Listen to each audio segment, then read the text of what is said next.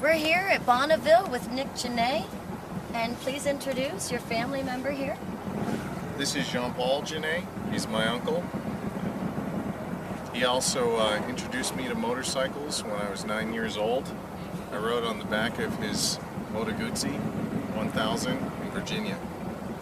That was the first bike I ever rode. Good way to start. How many years have you been coming out here?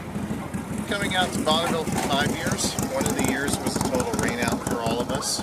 So 5 years, but 4 years racing. And I heard you had a couple of records. We got a couple of records on this trip out. We had a couple of records, mile and kilo on the Suzuki 1000 we brought out, and 2 AMA records on Moto Morini 350 that we brought out as well. Right there. This bike here. And also a world record. Yeah, on the we upped our world record for the Suzuki that we had from last year from 168 to 171 and some change. The real surprise was the Moto Morini. The previous record was 92 and some high change, and we raised it to 102. That's huge. Yeah, so we're quite proud of that. Took you know, help from several individuals, Jason Wallace, Bill Woods, Jason Omer, and others, but we got it dialed in even more than it was, and those key changes brought it home. Quite happy. Are you planning on coming back at any specific event, or? We're going to be back for USFRA's World of Speed. There's an SCTA record we'd like to go after with this 350 pushrod. And I also heard that you went to Bolivia. I did. I had the pleasure of going to Bolivia, not this year, but last year, on Mike Cook's first shootout on the Uni Salt Flats. And how was your experience there? Felt really fortunate to have been invited to that event.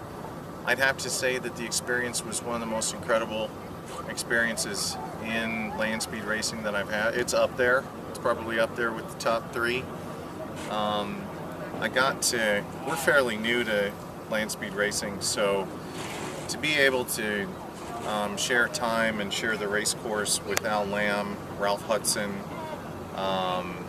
with Akatak and his team. We had other folks that were there, Greg Waters, we had Aaron Sills who was there, and of course Mike Cook and his crew, the Rice Brothers.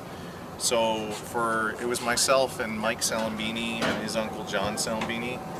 So for us to be able to go there and be around these folks and learn, soak it in, was really cool.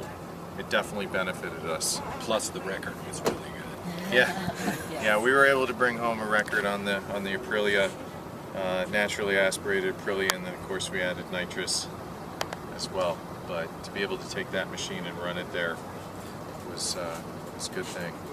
I've heard this a lot, and I like to ask this. What is your salt fever? What is my salt fever? It sort of ebbs and flows. The salt fever is definitely the people and the build. The events, there's only a handful of them at the miles and the Bonneville Salt Flats, but the fever lasts all year long. The friendships, the connections you make, when you get into building, you always have something to do.